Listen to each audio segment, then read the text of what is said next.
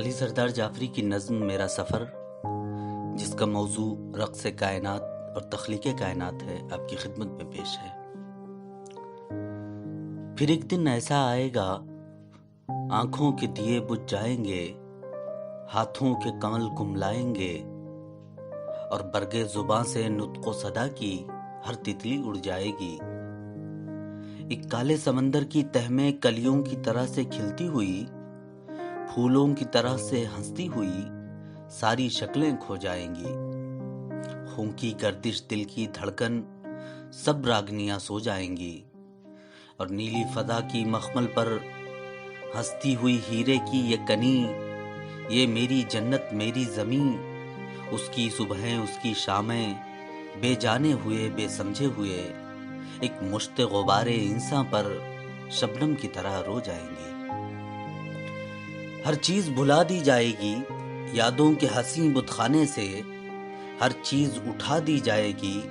پھر کوئی نہیں یہ پوچھے گا سردار کہاں ہے محفل میں، لیکن میں یہاں پھر آؤں گا، بچوں کے دہن سے بولوں گا، چڑیوں کی زباں سے گاؤں گا۔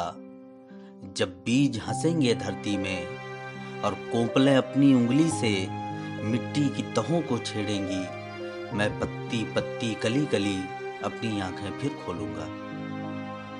میں پتی پتی کلی کلی اپنی آنکھیں پھر کھولوں گا، سرسبز ہتھیلی پر لے کر شبنم کے قطرے تولوں گا۔ میں رنگ حنا آہنگ غزل انداز سخن بن جاؤں گا، رخسار عروس نو کی طرح ہر آنچل سے چھن جاؤں گا۔ جھاڑوں کی ہوائیں دامن میں جب فصل خزاں کو لائیں گی، رہرو کے جمع قدموں کے تلے سوکھے ہوئے پتوں سے میرے ہنسنے کی صدائیں آئیں گی۔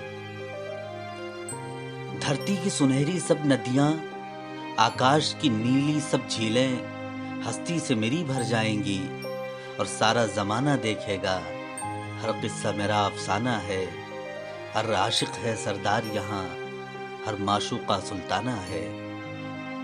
میں ایک گریزہ لمحہ ہوں ایام کے افسوں خانے میں، میں ایک تڑپتا قطرہ ہوں مصروف سفر جو رہتا ہے ماضی کی صراحی کے دل سے مستقبل کے پیمانے میں۔